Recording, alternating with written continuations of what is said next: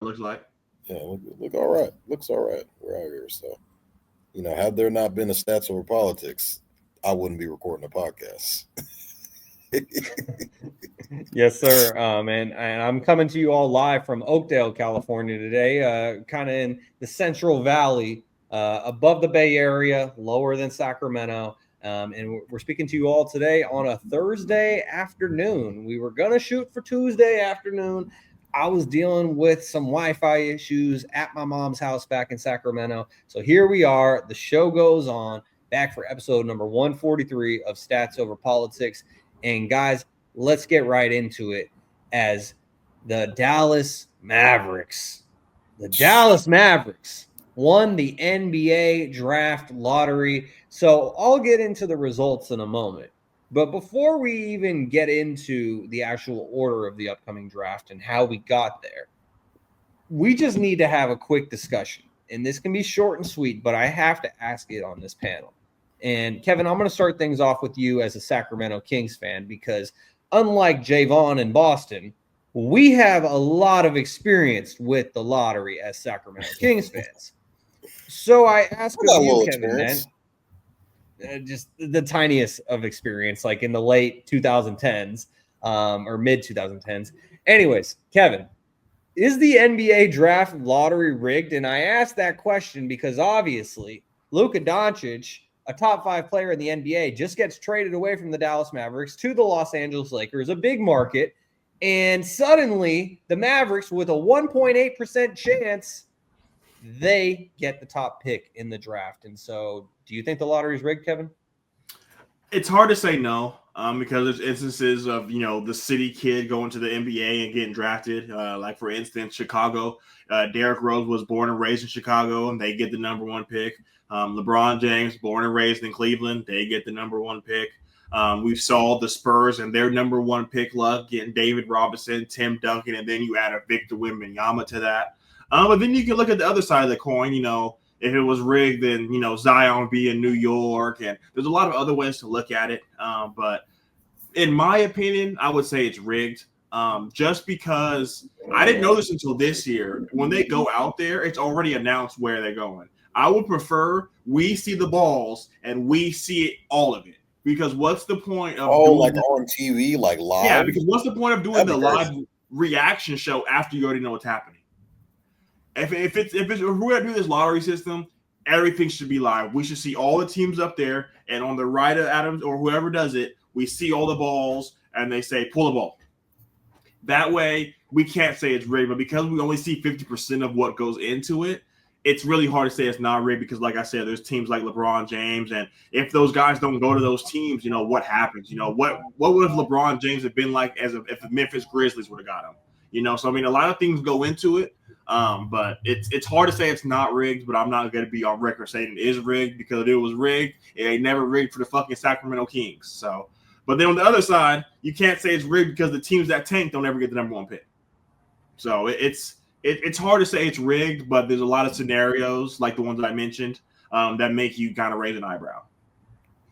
Well, one thing we know for certain is that Sacramento is apparently basketball hell, as Rudy Gay said a long time ago. It is. The reason why no good luck has gone the Kings' way. I remember my friend Keith Jogonatis and we went absolutely nuts in 2017 at the draft party or the lottery party at Golden One Center when the Kings got the Kings technically got the 3rd pick that year, but they had a pick swap with Philly. And so then they got swapped from 3 to 5.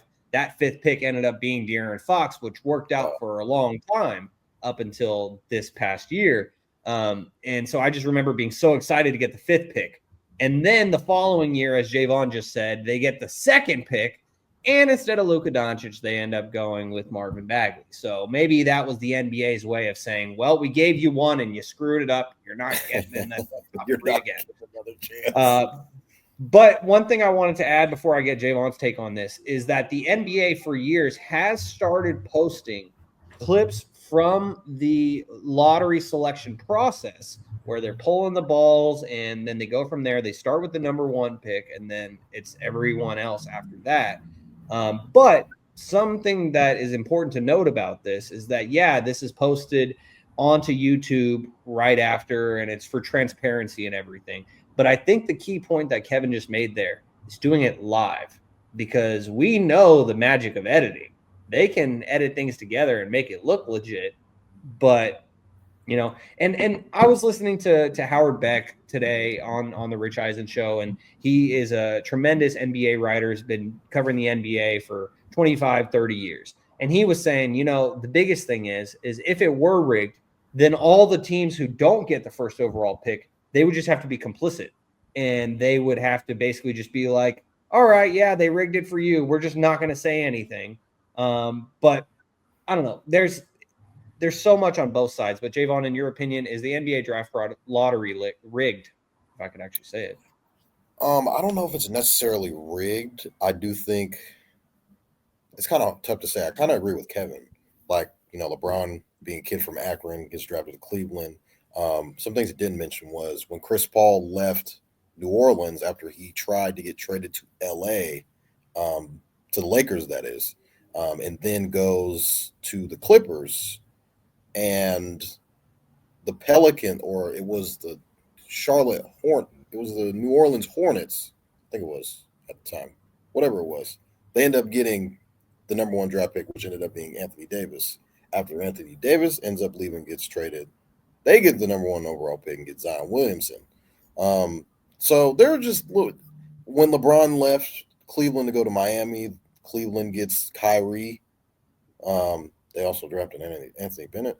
But it's just little, sidebar things that you kind of look at, like, how did they end up getting the number 1 overall pick? But then when Shaun kind of brings up, the Kings ended up getting the number 2 overall pick, they could have drafted Trae Young or Luka Doncic, but they drafted Marvin Bagley. Yeah, you could with Kevin, like, we can go on all day. Like, you guys had your chance. So it's different with the NFL and the NBA on how, like, the drafting system works, because obviously in the NFL you could just suck for the entire year and blatantly tank, and you get rewarded for getting the number 1 pick. In the NBA, you could be one of the worst teams, like I thought the Wizards were going to be. You could have one of the highest odds to get the number 1 overall pick and still not get it. The Mavs literally traded away their superstar in Luka Doncic, who was under 26 years old, and they get rewarded with the number 1 overall pick.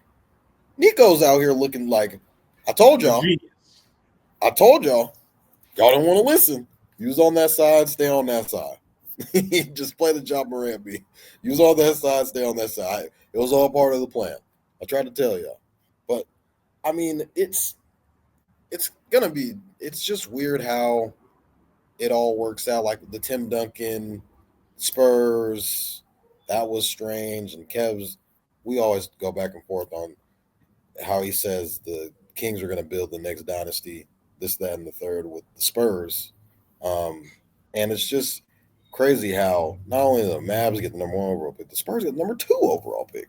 So they're going to have a lot of things on their hands. I'm seeing mock drafts say that the Spurs might take Dylan Harper, which doesn't look like it would make a whole lot of sense, because they have De'Aaron Fox and they have the Rookie of the Year in Stephon Castle. So I'm very excited for this draft as a whole, because I think there are a lot of really interesting prospects in this draft coming up.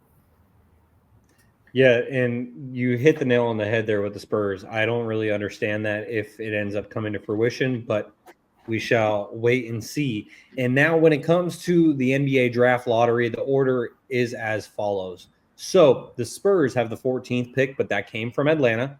Kevin, what we had been talking about throughout the season, especially after De'Aaron Fox was traded, the Sacramento Kings, they lost their pick as they get the 13th pick. It goes to Atlanta because it was top 12 protected. Of course, it ends up being 13. Then you got the Bulls at 12, Trailblazers at 11. You have the Rockets at 10 because that came from Phoenix via Brooklyn. And then you got the Raptors at 9, the Nets at 8, the Pelicans at 7, Wizards at 6, Jazz at 5, Hornets at 4. And the Hornets were one of those teams with the top 3 odds, just like the Jazz and the Wizards. And they end up 4, 5, 6. Then in the top 3, you have the 76ers getting the third pick.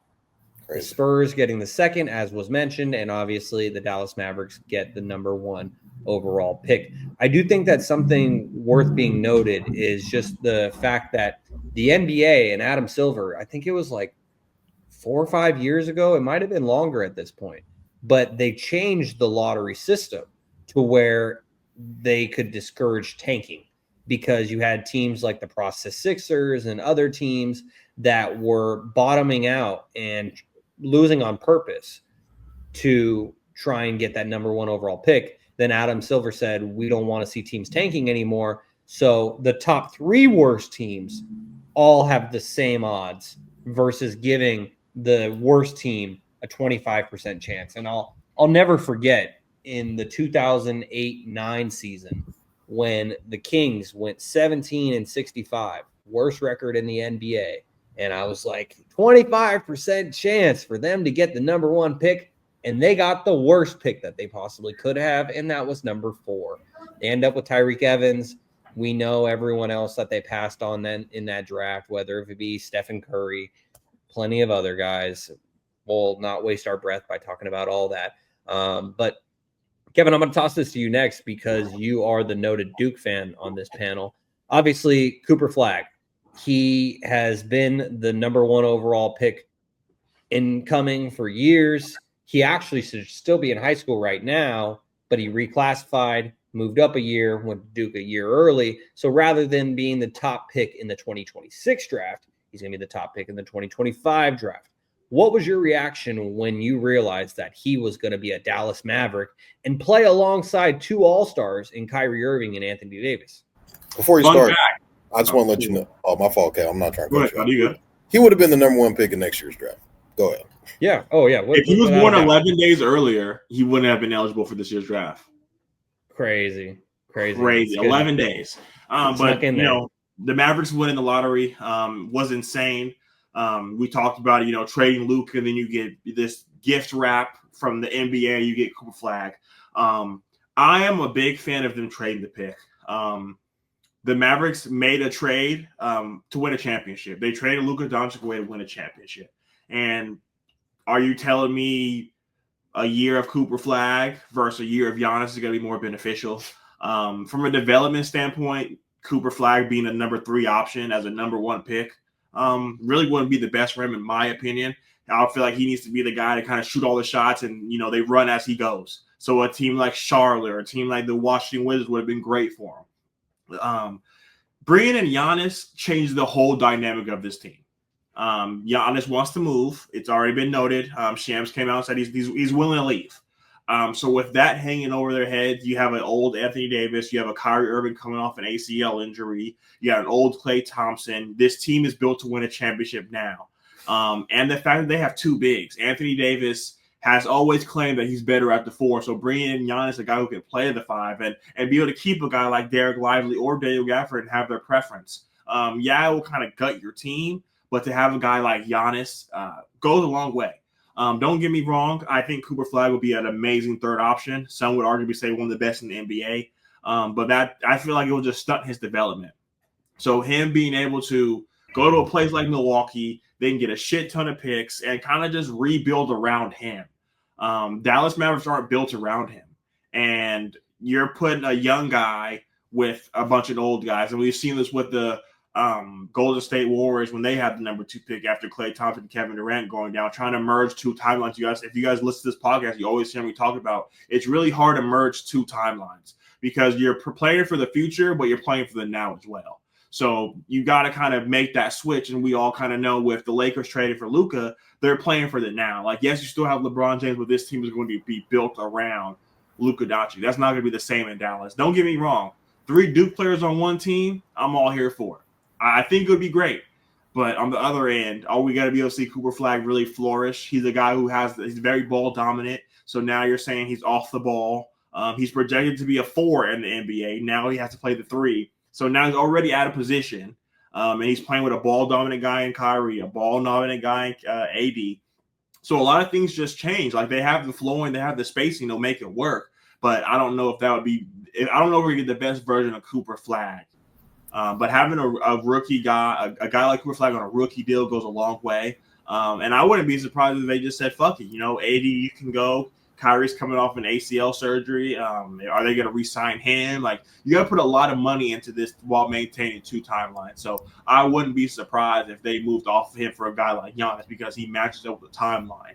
And trade a guy like Luka Doncic, you need to show the fans that you're willing to do whatever it takes to win.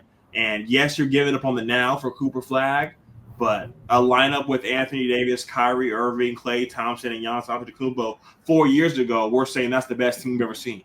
I know they're all older. They all have their own sets of injuries, but having AD and Giannis in the front court will go a long way.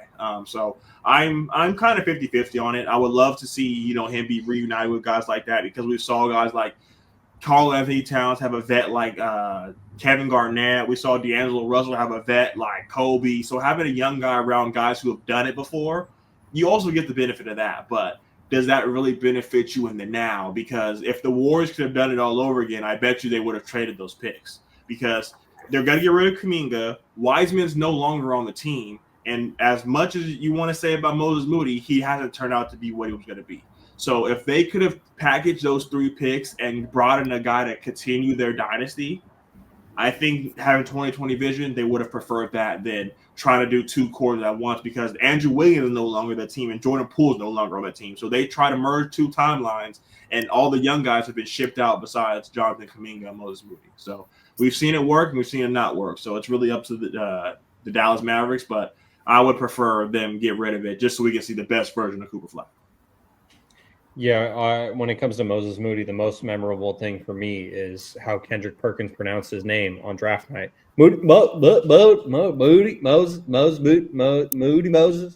But yeah, Kevin, that's a great point because when I first reacted to this news, I was thinking to myself, like, this is perfect for Nico and for Dallas because, yeah, you're inserting a piece like Cooper Flag and you already had a team, if healthy, that will be a playoff team. Cooper Flag turns them into a championship contender. But that's a great point about Golden State because Golden State tried to balance those 2 timelines. And now in hindsight, as you just mentioned, it obviously didn't work out. And so they could maximize that window by getting a Giannis. And that would work out perfect for Milwaukee too because Milwaukee wants to. Yeah, so I think we lost Shaun, Toddy. So until we get him back, what were your thoughts on the Mavericks winning the NBA lottery? Because I know you and I talked after, and if you and I would have just sprinkled $10 each, plus 36,000 odds, and if I would have known the research of AD leaving and them getting this, and LeBron leaving and them getting Kyrie, you would have put at least $10 on going in, I would have been like, you know what, dude. Let's sprinkle something. What's $20? You never know what can happen. Let's go ahead and sprinkle it on there and see what we can come up with. So knowing what we know now, the Dallas Mavericks have the number 1 pick. It's really known that Cooper Flag is going to be the number 1 pick, no matter who has the pick. So what do you think the Mavericks should do? They keep the pick? They trade the pick? What are your thoughts on that? I like the example that you brought up of the Warriors drafting Jonathan Wiseman. That was a very interesting draft because they could have drafted. Yeah, they could have drafted LaMelo.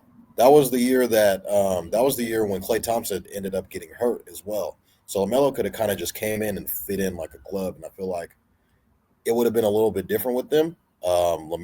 We would see him in a different light. I feel like if he would be on Golden State currently. This is kind of the same thing I feel about the Dallas Mavericks. Kyrie is injured. He's coming off of a ACL or Achilles injury. So I feel like Cooper can kind of just come in and be that second scoring option to AD. And this team was already constructed. A lot of people were saying before injury, and that's a lot of things. That's something you consistently have to say about Anthony Davis is before injury, he could be this, he could be that. There's no guarantee that Anthony Davis is going to play all 82 games. Cooper could come in and kind of be the number 1 option right off the bat.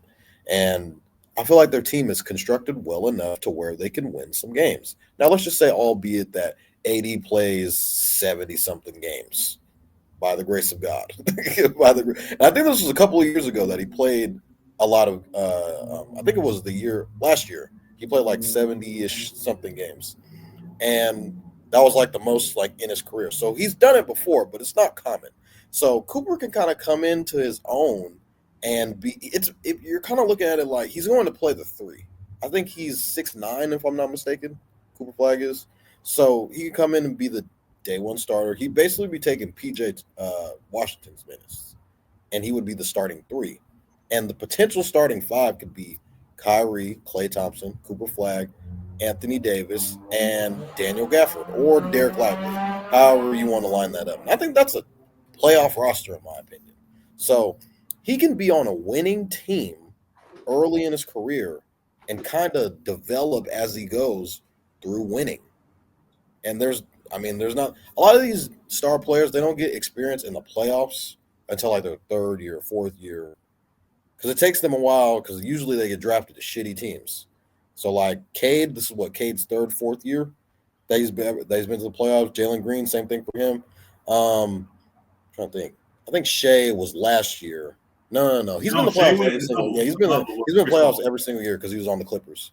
So basically my point is usually guys that get drafted that are top picks, they get drafted to really bad teams. In this situation, the Mavs, who just, like I said earlier, just made the play-in due to injuries. So a lot of their guys are kind of, in and out through the injury. Cooper could kind of come in. This team could be, 6th in the West? They could be in that middle of the pack team and be very scary. And Cooper, he's how many points per game do you think he averages? I say he averages anywhere from 17, 18 points a game. Yeah, there's no way. There's not been a team in NBA history that got 3 20-point scorers. I'm not saying he's going to score 20 a game, but 18? Saying he's going to score 18 is basically saying he could 17? Score. My biggest thing is, for the first half of the season, he'll be going to get more shots because Kyrie isn't playing. But when Kyrie comes back, his whole role changes. Yeah, because he's the number 1 overall pick, they might try to mold it around him. He's going to get a lot of shots early on. But they got to pay Kyrie. You're not paying Kyrie to be a number 2. Well, Kyrie's going to be the starting guard. It can go. I get what you're saying is the reason why I wouldn't do it is I wouldn't want to gut my team. We saw Phoenix gut their team for Kevin Durant and Bradley. You don't have to gut your team though. Gafford, PJ, the number 1 pick, and Klay Thompson. Have no you're gonna let 3 players and a rookie get in the way if you get Giannis. That's the thing. Do you want to? Giannis is 30 years old. But so is Kyrie and KD, so it fits up with the timeline. And Giannis has an injury history in the playoffs as well. He's missed. So besides his last playoffs, he missed the last 2 playoffs due to injury. But I get it. Giannis, he's 30-12, All NBA champion. I see it both ways. I would go the younger route because Cooper is the future, versus Giannis would be like the next 5 years, 4 years. Mm-hmm. So I would go the long route. Take the kid. Keep the pick. Apologies for the audio-only listeners that I seem to freeze and glitch out. But guys, could you tell me, confirm, am I all right now with my audio and my video? All right, sounds good. All right, I appreciate it. As we keep things moving here on episode 143. Go ahead. So I need silence. This is gonna be clipped. So I need you guys to lock in for me. All right. I was talking to Shaun before the show, and I am debating of taking a year abroad of being a Kings fan. There's people listening that may not know what a year abroad means. It means I'm just gonna go to another country for a year, kind of feel things out, see what if the grass is greener somewhere else. Maybe not a Boston, maybe Indiana. Just see if the grass is greener. Because I've been telling the Kings I was sitting Chotty De'Aaron Fox trades last summer because we do not have a first round draft pick because we wanted to be competitive. We don't have a first. We came 1 loss away from being in that coin toss and potentially having the number 1 draft pick. 1 win. We chose to be competitive to get our ass whooped by 40 points by the Dallas Mavericks. We chose to be competitive and not get an Atlanta Hawk unprotected pick. We could have had the number 2 pick. or the number 14 pick, but we chose to be competitive. We fired our coach and we decided to make all these moves to be competitive. We have to watch Tyrese Halliburton skip his way to not one, but 2 Eastern Conference Finals. We just gave the Spurs a lottery pick. They can flip that pick. I know we're talking about the Mavericks trading for Giannis. What if the Spurs trade for Giannis? We single-handedly could potentially build the next Spurs dynasty because we wanted to be competitive. And instead of trading for picks, we got Zach LaVine. And what did that get us? We lost our pick. We won 40 games. Woohoo! Forcing we ended our 16-year playoff drought to start a 3-year playoff drought. And who knows how long this is going to go. So I get it. Being competitive, and I'm for the listeners, the audio-only listeners, I'm putting quotation marks. We're being competitive. Like, what is competitive? Saying you're in the mix or understanding where you are as an organization and valuing what asset you had in De'Aaron Fox. 2020 vision, Shaun will probably admit to this. If we can do it all over again, we're trading De'Aaron and keeping Tyrese. But now we have either one of them. So now we're going to see both of these guys be on teams that can win NBA championships. Tyrese Halliburton has won more playoff games than the Kings since he's left. So looking back on it, was it really worth it? What did we get out of being competitive? We can move on. Yeah, it's tough to be a Sacramento Kings fan, and as I've said on this podcast numerous times, hindsight is 2020. But even when the trade happened, and Jaevon and I were still doing Shaun and Vaughn, and we did a reaction podcast immediately after that trade went down, and I just remember vividly being dumbfounded for the first. Jaevon, weren't we actually recording the podcast? We were doing the podcast that morning. We were recording it. It hit when we were recording the podcast. Remember that. I was damn near speechless and could not articulate my thoughts because I just was so bamboozled that it was Tyrese Halliburton that was traded, because the entire time I thought it would be De'Aaron Fox. And obviously, context matters, and as I've said on this podcast before, De'Aaron Fox was already on a Supermax contract at that point, while Tyrese was still on a rookie contract. That makes a big difference, but also Tyrese is a true floor general. That's what Indiana was looking for. And while the pick-and-roll dynamic of Domantas Sabonis and De'Aaron Fox looked great for a couple seasons, when the Kings chose to fire Mike Brown, it was the end of all of it. And I'll add, we're getting off topic, but this is just kind of safe space for Kings fans right now. According to reports of people in the know in Sacramento, Domantas Sabonis was one of 3 players, along with Kevin Huerter and Malik Monk, who were in the camp of let's let go of Mike Brown, let's fire Mike Brown. Then you had De'Aaron on the other side, saying, this is my guy. I've been here for 7 years. We finally found something that works. Let's stick with it. But because these 3 over here, including Domantas Sabonis, who's supposed to be De'Aaron's running mate, and they're supposed to be on the same page, had differing opinions on the head coach, they go with Domantas Sabonis. That's the end of De'Aaron Fox's tenure in Sacramento. And now that the season has come to an end, Domantas Sabonis is saying, hey, I know that Doug is now here permanently. They got Scott Perry as the GM. But I still want to figure out what the direction of this team is and how it includes me. Because Domantas Sabonis is starting to get to the age where it's like his prime is starting to come to an end. He's on the back end of his prime rather than the beginning of it. And so he wants to maximize his talent and abilities right now and contend. He contended early in his career and made it to the playoffs with OKC in Indiana. But now that he's stuck in the purgatory that is Sacramento, he's wondering what that entails for his future. And if Domantas ends up leaving or forces his way out of Sacramento, I don't think I could ever look at him the same, considering that context of where he stood, according to reports, allegedly, on the Mike Brown front, where De'Aaron's saying, hey, this guy, he got us to the promised land. Let's continue. And DeMontis is like, I don't like his coaching style. Get someone Everybody else. not named Keegan Murray needs to find a new place to play basketball. I mean, at this point, why is Keegan Murray even safe? Because he's the one bright spot we have. Of course, his numbers are going to go down because you're bringing in DeMar DeRozan. Yeah. Without DeMar DeRozan, we saw people were saying he's the next Klay Thompson, and then DeMar DeRozan comes and he's just a corner guy. Yeah, and that's a good point, Kevin, because total regression from Keegan Murray this past season. But as we thought, like I was excited about the DeMar DeRozan signing, but because it's the biggest signing in Sacramento Kings history, free agency wise. But as Uncle Manny says in the comments, hello, gentlemen, Kings need a complete reset.